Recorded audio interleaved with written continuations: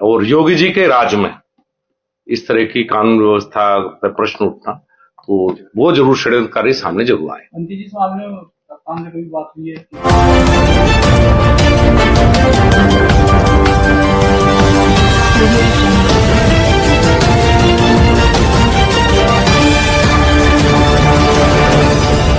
Purvanchal bulletin, निष्पक्ष खबर आप तक।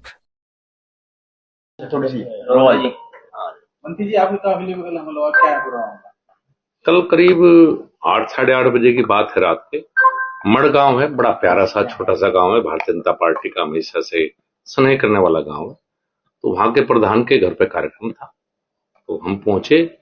पहुंचने के बाद मैं तो घर के अंदर चला गया जहां मीटिंग थी। बाहर एकदम से कुछ नवयुवक आए, मास्क पहने हुए थे और मुंह पे कपड़ा लपेटा हुआ था। तो पहले गाड़ियों पे लाठी डंडों से हमला किया और उसके बाद कुछ घरों से इंटरलॉक टाइलों से पथराव शुरू हुआ। तो सबने मुझे कहा बाहर चलिए, मैंने शोर सुन के। तो जब मैं बाहर निकला और गाड़ी में मुझे बैठाया गया, क्योंकि सुरक्षा कर्मी थे, ना गाड़ी में बैठाया, तो ऐसा लग रहा था कि जैसा जंग का मैदान हो। ऊपर से छतों से बहुत बड़ी बड़ी इंटरलॉक टाइल्स। तो करीब 15-20 गाड़ियां क्षतिग्रस्त हुई। काफी जो युवा साथ थे उनको चोट लगी। भगवान का शुक्र है कि जितनी बड़ी वो ईंटें और टाइल्स थी कि किसी बच्चे के सिर पे नहीं लगी।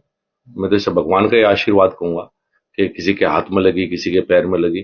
तो चोटें हैं लेकिन किसी की जान नहीं गई। जिस तरह से हमला था उसमें किसी की जान भी जा सकती थी, मेरी भी जा सकती थी या किसी और की जान जा सकती थी। तो ऐसा लगता है जैसे सुनियोजित पहले से ही, बिना किसी बात के, बिना किसी उसके, एक तरह से पहले से ही तय किया हो कि ये काम होना है। इस तरह की घटना थी।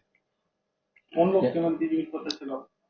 ये तो पता नहीं लगा, युवा थे यही बताया गया मुझे, चूंकि मैं अंदर था उस समय। मैं तो सबको नहीं देख पाया, मैं अंदर था। कुछ युवा थे। घरों की छत पे जो लोग थे वो तो दिखाई नहीं दिए क्योंकि रात का अंधेरा था और वहां पहले से ही बल्ब भी बंद कर दिए गए थे उस गली में, टोटली में। जैसे बाहर लाइटें, आजकल तो सब गाँव में लाइट है, तो पहले लाइटें बंद थी, तो छत पे भी शायद ये दिखाई नहीं दे पाए कि कौन थे। बाकी जो कुछ वीडियो आई हैं उन्हीं के द्वारा मैंने भी देखा है कि कुछ नवयुवक थे और इस तरह से पहले से सब कुछ प्री प्लान था। ये ऐसे लगता है कि आने वाले चुनाव में संजीव बालियान की जीत दिख रही है, इस वजह से इस तरह का मामला आ रहा सामने। देखिए, राजनीतिक तो है ही, कोई व्यक्तिगत तो है नहीं। व्यक्तिगत चुनाव चल रहा है, व्यक्तिगत किसी से कुछ है नहीं। जो भी है ये हमला पूर्ण तरह से सुनियोजित है, पहले से तय करवाया गया था, सब प्री प्लान था। किसके घर की छत पे इंटरलॉक नहीं टाइल्स मिलेंगी? गाड़ियां भरी हुई हैं इंटरलॉक टाइल्स से, जो ऊपर से पथराव किया। पूर्व विधायक विक्रम सैनी की गाड़ी पूरी तरह टूट गई। ईश्वर का आशीर्वाद है वो मेरी गाड़ी में बैठ गए। अगर वो अपनी गाड़ी में बैठते तो पता नहीं उस समय परिस्थितियों में क्या होता, जिस तरह के हालात वो उस समय पर वहां पैदा हुई, जो भगदड़ वहां थी। तो घरों की छत पर इंटरलॉक टाइल कभी नहीं होती, नई टाइल्स वो खरीद के पहले से ही घर की छत पर रखी गई थी। नई उम्र के लड़कों के हाथ में किताब होनी चाहिए थी,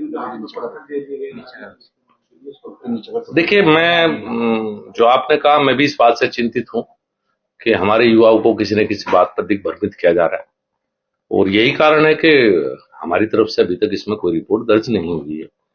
चूंकि कोई भी युवा है, मैं नहीं चाहता कि उसके मुकदमों के द्वारा उसका वो हो सकता है किसी ने उनको भड़काया हो। वो पुलिस जांच का विषय है, पुलिस अपने आप करेगी। मेरी तरफ से कोई कार्रवाई के लिए पुलिस को नहीं कहा गया है, वो पुलिस जांच का विषय है। हाँ, ये जरूर मैं चाहूंगा कि पुलिस जांच करके ये जरूर निकाल ले कि इसके पीछे षड्यंत्रकारी कौन है।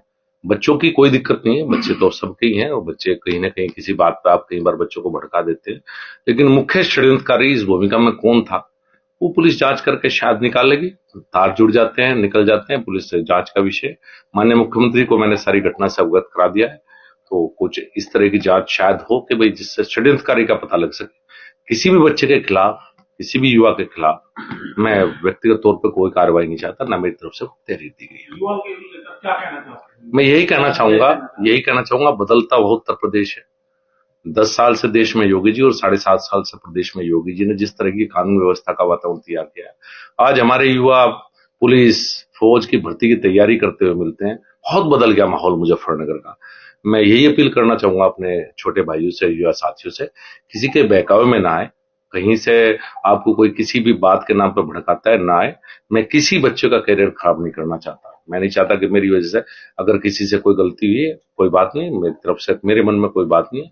हाँ, मैं षड्यंत्रकारी से जरूर चाहता हूं कि उनके चेहरे बेनकाब होकर जनता के बीच में आए, कि ऐसे माहौल में, इतने शांत जनपद में और योगी जी के राज में इस तरह की कानून व्यवस्था पर प्रश्न उठना, तो वो जरूर षड्यंत्रकारी सामने जरूर आए। मंत्री जी इस मामले में कप्तान से कोई बात हुई है कि कौन लोग थे, क्या? देखिए, मैंने तो माननीय मुख्यमंत्री से कहा, उस समय कप्तान से भी मेरी बात हुई है और माननीय मुख्यमंत्री से भी ये कहा, और मैंने पुलिस ने मुझे कहा था कार्रवाई के लिए, मैंने कहा मैं अपनी तरफ से कोई तहरीर नहीं देना चाहता।